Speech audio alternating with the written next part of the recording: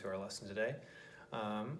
So the last couple of videos we've been talking about relations and functions. And so what we're going to start talking about now are some function operations. So I'm going to go ahead and put that up as our title. Let's see, so we got function operations. All right, well, let's break this down first. What is a function operation? Well, we already know what a function is. We've talked about that in the last couple of videos. A function is a special type of relation that for every unique input, there's a unique output. And we talked about domain and range and how, a relation is a function if for every domain there's one range, right? So we talked about that a little bit. And what's an operation? It's not the board game, right? I don't even know if you guys know what that board game is. Might be beyond your time. You might have just had phones instead. But so an operation, when we talk about math, we're just talking about addition, subtraction, multiplication, or division. So a function operation is we're just going to take functions, two or more, and we're going to put them under some type of mathematical operation, addition, subtraction, multiplication, division, okay? And we're gonna solve it, basically. So an example of a problem like this. So we've been, doing a lot of stuff with functions. So we have, let's say f of x is equal to, we'll start with a fairly simple one, right? So let's say f of x is equal to x, okay? And then we have another function, g of x, that's equal to x plus, let's go like 4, okay? So if we have these two functions, what a function operation is going to be, when we go f of x plus g of x. So in a problem like this in your homework or on a worksheet or whatever you guys are doing, however we're practicing this, the way that you would do this is, or the way that they would present this to you is almost just like this. They would say, solve f of x plus g of x when f of x is equal to x and g of x is equal to x plus 4. So the way that we do this is we're literally just substituting in the second half, right? So we said f of x is equal to x. So we're substituting in what f of x is equal to into this. So we said that f of x was equal to x. So if I were to do this problem, f of x is equal to x. So I'd throw an x down there for our f of x. And then I'm saying plus g of x. And so we know that our g of x is equal to x plus 4. So I'm going to say plus all of g of x. So I'm going to do parentheses here. It's not as important that we do the parentheses when we're doing function addition, but when we do function subtraction, it's going to be very important that we use these parentheses just to remind us positives and negatives. I know that sometimes you guys have a little bit of trouble with sign flipping, so that's why these parentheses will be important later. But for now, if we're doing f of x plus g of x here, okay, we have our two functions, right, and we're doing an operation. That's our addition that we're doing here. So we've substituted both of our values in for our functions. So we said that f of x is equal to x. We plugged that in for our f of x, and now we have this x right here, right? So we went like from here, and then it wanted f of x. So then we went to here, and now we have is equal to x, right? Okay. And now we're doing the same thing over here. We have g of x equal to x plus 4. Our problem asks us what g of x is. We plug it in. We said that it's equal to x plus 4. So now we have x plus, and then in parentheses, x plus 4. And so what I would do next is simplify this, okay? And I'm going to distribute this positive sign in, which is actually just going to leave both of these positive in this case. And so I have x plus 4. Well, if we have an x plus an x, then we have two x's, right? Because we have like an invisible 1 in front of both of these. So we're basically saying 1x plus 1x plus 4. Well, that gives us 2x plus 4. So that would actually be the answer to this. If they were just asking you what f of x plus g of x was, this would be your answer. Another example of that, real fast. Let's say we have f of x equal to 2x minus 3, and then g of x is equal to like x minus 2. Okay, so again, if they're asking you f of x plus g of x, and that's all they want, then we're going to go from f of x, okay, we're going to substitute in our 2x minus 3 because we know that these are equivalent, so we're going to have 2x minus 3. And if you want to, you can throw this in parentheses, but for our first term, it always has the like invisible plus sign out there. So we're just gonna distribute it back in anyway, and we would get the same thing. So if it helps you to put parentheses around it, go for it. If not, it's also totally fine. So then we're gonna go plus, and then we wanna put our g of x in parentheses, which g of x is equal to x minus 2, right? In parentheses for this one. And the reason we do this one in parentheses is because it won't always be this plus sign. In the first term, there always, like I said, will be that invisible plus sign that hangs out. But if we were doing a subtraction problem here, which we'll do in a minute, then we'd have a subtraction here or a negative sign, and we'd have to do some different stuff. So if we distribute this plus sign in, then we have 2x minus 3 plus x minus 2. So again, we have an invisible 1 hanging out here in front of our x. So the first thing, we're going to combine like terms. So the way that I like to do this is I like to start with my x terms and then go to my non-x terms. So I have 2x and 1x plus 1x, so 2 plus 1 is 3, right? And then our x comes along for the ride. And then we have negative 3 or minus 3 minus 2. So negative 3 minus 2, minus 5, negative 5. All right, and so that's how we would do this one. Again, same process, right? It's not too bad. So now, if we were doing the same problem, if we had these same, well, not the same problem, but if we were doing a similar problem with these two same functions, sometimes what they'll ask you to do, they'll ask you to solve f of x plus g of x when, and they'll say when x is equal to, I don't know, let's do like 3. Yeah, we'll do 3. So they'll say find, so they'll give you these two functions. They always have to give you functions. It's hard to do function addition when you don't have any functions to add. So they'll always give you two functions, and then they'll say solve f of x plus g of x when x is equal to 3.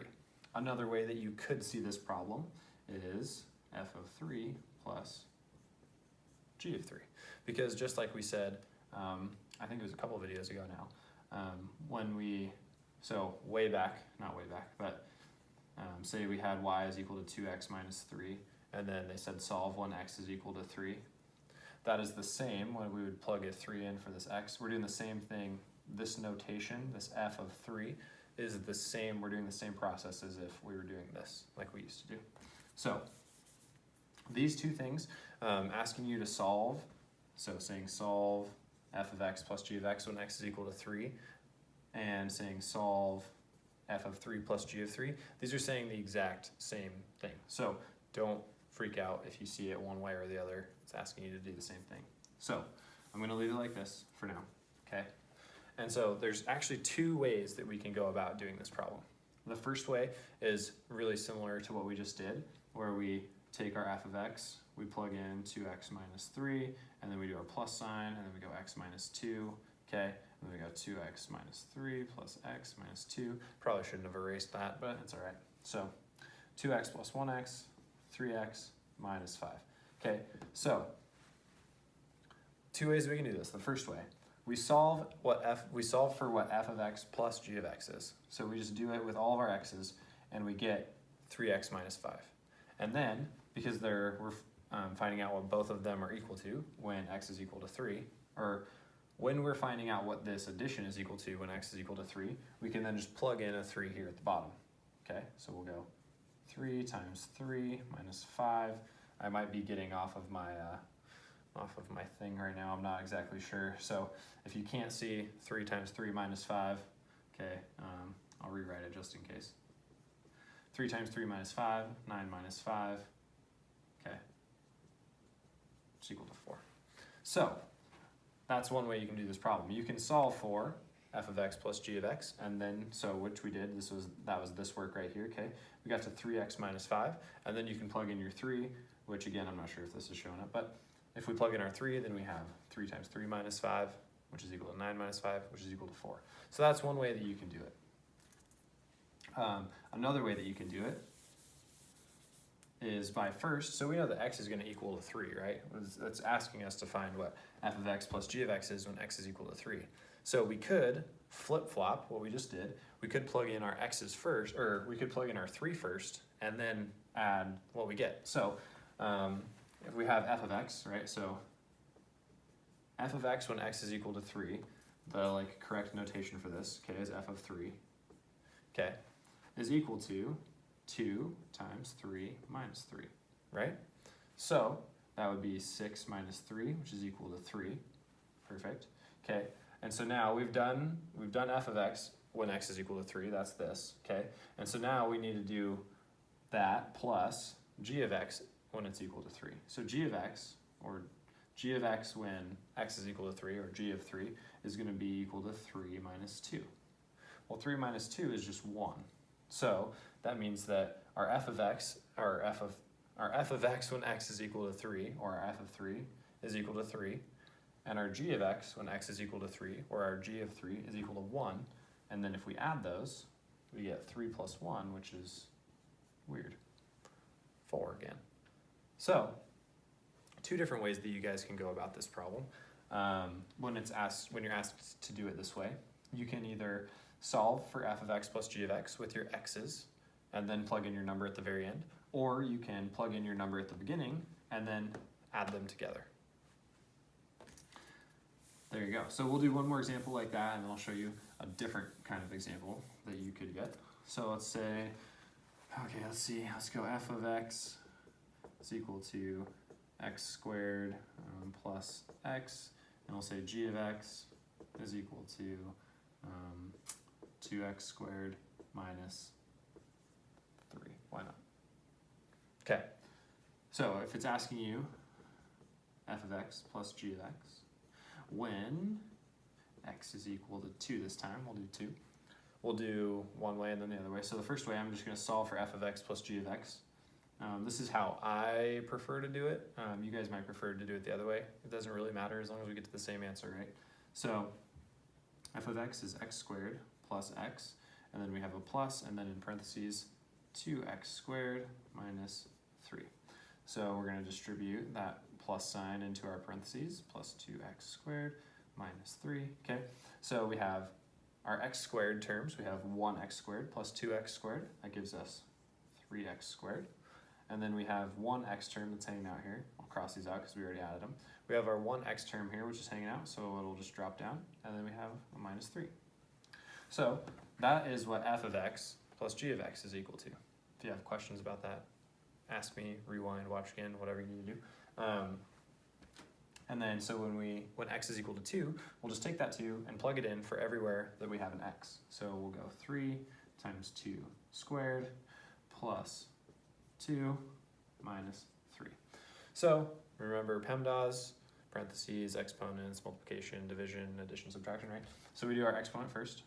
So it would be 3 times 4, or 2 squared, plus 2 minus 3, so 12 plus 2 minus 3, so 14 minus 3, 11.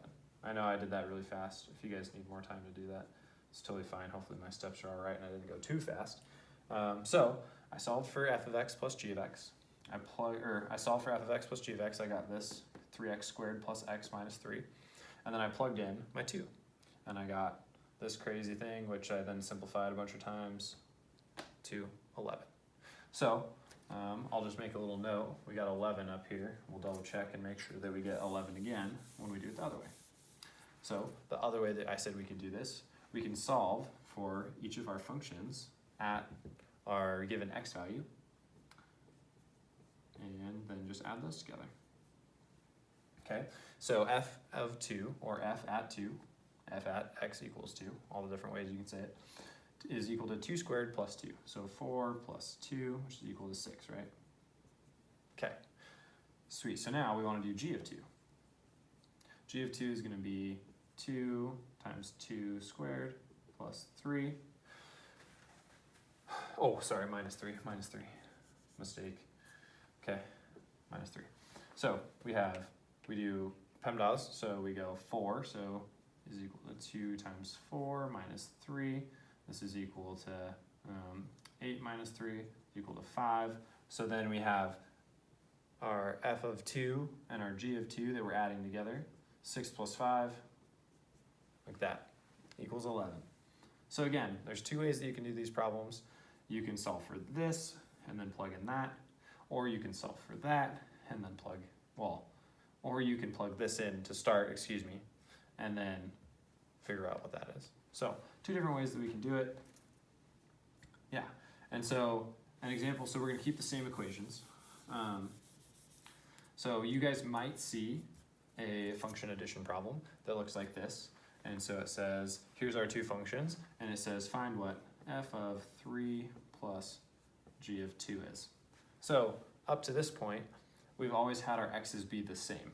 Well, sometimes you don't want them to be the same. You might just, be adding them with different x values. So the way that you would do this one, there's really only one way to do this one. There's not the 2 ways like when x's are equal.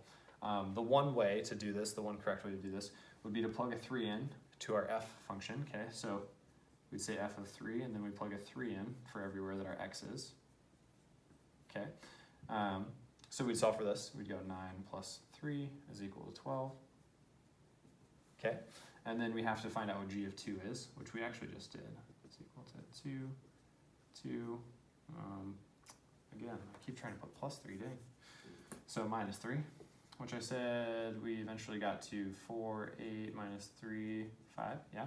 Okay, so then we add these, because now, so for these ones, when our x's are different, we just have to plug in our x first, solve for both of them. So we did f of 3 first, we got 12, and then then we did g of 2, which gave us 5, and so now we just need to add them together. It'll give us 17. So the reason you can't do it the other way, where you add them first and then plug in, it's because, so when our x's are equal, excuse me, when our x's are going to be equal, when it's going to be x equal to 2 for both of them, we're adding 2 equations together to make one equation, and then that one, sorry, let me start over.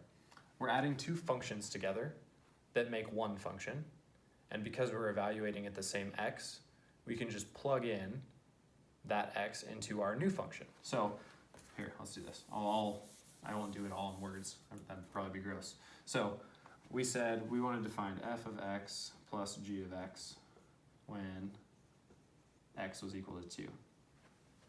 So when we combine these together, when we get 3x squared plus x minus 3, okay? When we combine these, when we add them together, we get this, which is like a new function. So if I had to label this, it'd be like h of x, okay? It's like this new thing. So we have f of x, we have g of x, we add them together, we get h of x. So we have this new function, okay? Because we've added 2 functions together.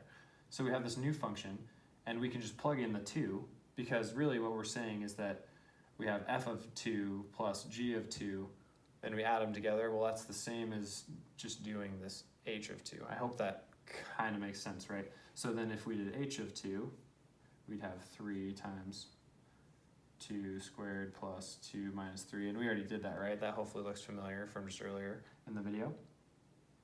So when we add 2 functions together and our x is going to be the same, we just get like this new function. But if we're trying to, sorry, I'll just rewrite that all together. If we're trying to add 2 functions together if we're trying to do f of 3 plus g of 2, we can't, we don't make a new function by adding them together, because, so say we added them together again, okay, so if we did our f of x plus g of x, we'd get 3x squared plus x minus 3 again, okay? So this is, when we add these together, we get this. When we said that our x's were the same, we could just plug in a 2 and be good. But what do we plug into this now if we're looking at when x is equal to 3 and when x is equal to 2?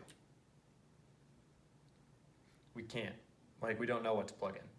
And so because we don't know what to plug in, we have to do it the other way, where we plug in our numbers first into the functions and then add them. So most of the problems that you guys will see will ask you to solve for the same x, so you can do it either way, but just be aware if there's 2 different x's that you have to do it, you have to plug in first and then add them. There you go. So now, let's go back to maybe a little bit of a simpler example. We'll go x minus 5. So the reason I'm going back to a simpler example now is because we're going to do some function subtraction. So again, similar to the last one, they would ask you to solve f of x minus g of x this time. And this is where that parentheses thing that I was talking about earlier comes into play. So our f of x is equal to x, so we just have x, and then minus our g of x, which we're going to put in parentheses, and we're going to have x minus 5. Okay, so these parentheses are important now because we're going to distribute this negative into both of our terms. Because remember, there's like this invisible 1 out here. So it's kind of like we're multiplying a negative 1 by x and a negative 1 by negative 5. So what we end up with is x minus x, because negative 1 times a positive x is a negative x. And then a negative 1 times a negative 5 is a positive 5. And then we want to simplify. We have plus 1x minus 1x, so those go away. We have 0 x's, and then we're just left with 5 as our answer for this one. Pretty simple. It's very, very similar. So if they ask you to just solve for f of x minus g of x, you'll just do it like this, where you do it with all the x's and you're not plugging anything in yet. And then, so now if we go back to kind of a hard-ish one, plus 8, negative 2x plus 1. Okay, so and now it'll ask you f of x minus g of x when x is equal to 1. Okay, so again, we're back to a function operation where our x's are going to be the same. It's going to be 1 for both of them. So there's 2 ways that we can do this. So, like I said, I like to do it with the x's first. So I'd go 3x plus 8 for our f of x, right? And then minus g of x, which is a negative 2x plus 1. So we distribute our negative in, or we flip the signs for everything in here. 3x plus 8 plus 2x minus 1. And then we combine our x's. We have a positive 3 and a positive 2, gives us 5. And then we have an 8 and a negative 1, gives us negative 7. So now we've solved it for our x's. We know what f of x minus g of x is equal to. And so now we just plug in our 1 for the x. We get 5 times 1 minus 7 is equal to 5 minus 7 is equal to negative 2. There you go. So, again, if we were to do this the other way, we could plug in our 1 first. We could say f at 1 is equal to 3 times 1 plus 8, which is equal to 11, right? Because 3 times 1 is just 3, plus 8 is 11.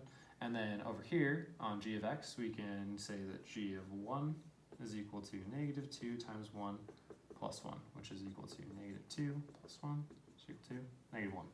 So now we're subtracting these, okay? We have 11 minus a negative 1. Well, if you're subtracting a negative, it's like adding a positive. Whoa, mind blown. I can talk about that more in a second. Okay, 12, which I believe is what we got just a second ago. So this is the way that I remember how to flip signs. This is something silly. One of my friends told it to me when I was in high school, and it's just for some reason stuck in my brain forever. So let's see. Let's do it this way. So if we have 3 plus a negative 2, so we'll just have a couple examples. 3 minus negative 2. Okay, so this is what she told me, and it stuck with me forever. I don't know why. So adding a negative is the same as subtracting a positive.